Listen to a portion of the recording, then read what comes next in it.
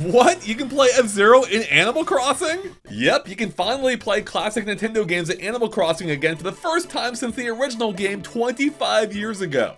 I know this because I just unlocked all 7 myself, including a few other fun Nintendo toys as part of New Horizons' brand new 3.0 update. And I'm going to show all of them off in just a moment, including one element of them that's even better than the NSO versions. But first, I figured you might want to know how to unlock them all for yourself too. And it all revolves around the brand new Cap'n Family's Hotel down at the pier, where you can earn hotel tickets by helping them out, and then trading them in with Grams here in order to earn all kinds of cool stuff, including all those classic Nintendo goodies, as they're all hidden behind a special section of our menu that you have to unlock first, by increasing the brand recognition of the hotel. Now you can do that in 2 different ways. The first is to come up with new designs for the hotel rooms. You can design up to 2 per day until you have 8 rooms in total, or 9 if you count the VIP room. And the game doesn't really care how you design them as long as there's at least 1 piece of furniture in the room. But considering that it takes 4 to 5 real-time days in order to unlock all 8 or 9 rooms, this can take a little while unless you decide to time travel. Now look, I don't exactly endorse time traveling, especially as it can make things a bit messy if you screw it up. But if you do want to try it to speed things up, make sure you save and quit the game first, then go to System Settings, scroll all the way to System at the bottom, then click on Date and Time. Now there's 2 things you may have to do here. The first is to make sure that the very top option, the one called Synchronized Clock using the internet, is turned off. This will allow you to manually adjust the date and time.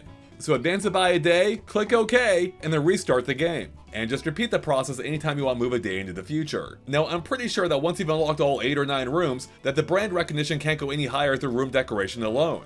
Which means you're going to have to build it up in the second way, which is to check into Captain's kiosk just outside the hotel, and donate any crafted items that he needs. Now, it could be possible they can reach the brand recognition you need through donations alone without having to worry about the prolonged decoration process, but I haven't tested that myself. I don't know the exact amount, but after you donate enough, and it was quite a few in my case, check in with Grams again and she'll eventually tell you that she found some rare items, which of course are the Nintendo items over on the special list, which means, yeah, you can finally purchase them.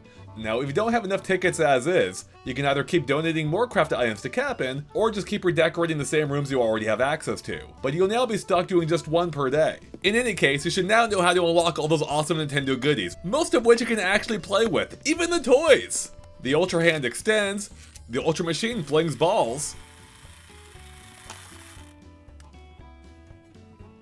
and the Love Tester actually does react too if you look really close. But of course, you're probably here for the 7 classic Nintendo systems that you can actually play. And yes, I said 7 and not 8 because sadly, the Switch 2 itself isn't playable. Though, could you imagine if it were? Imagine playing Animal Crossing inside Animal Crossing. Now, there is an unfortunate catch when it comes to playing the other systems, as you do need an active Nintendo Switch Online subscription in order to play them, which is a pretty big drag. Really, Nintendo? You can't throw us a bone? How much are these games even worth these days? In any case, between the 7 of them, you can play 6 different games, as there is unfortunately one duplicate here.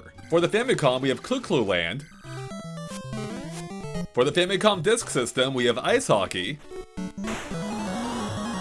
The NES has Ice Climber. For the Super Famicom, we have Panel de Pon. And then for both the American and European versions of the Super NES, and not SNES, we have F-Zero. And finally, last but not least, we have the Game Boy, which has Dr. Mario.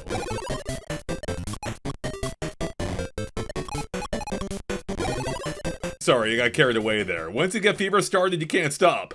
Now, one kind of cool thing about all of these games that even Switch Online doesn't do is how you can choose to display the controls on screen as you're playing them. Also, it might just be me, but I prefer the border here rather than the one in NSO. But on the other hand, there are no save states or rewindability available here. Oh, and as far as I can tell, 2-player doesn't work in any of the games either. Also, I have to point out a really cute detail, and that's how whenever you power on any of these systems, you can actually see the power buttons or levers move into place as the power light turns on. That even goes for the Game Boy, where you can see the Game Boy logo appear on the screen itself. How cool is that? And there you have it, everything you need to know about playing classic Nintendo games in Animal Crossing New Horizons 3.0. If you like this video, smash that like button, click subscribe, and ring the bell if you haven't already. And with that, we'll catch you later. Bye everyone!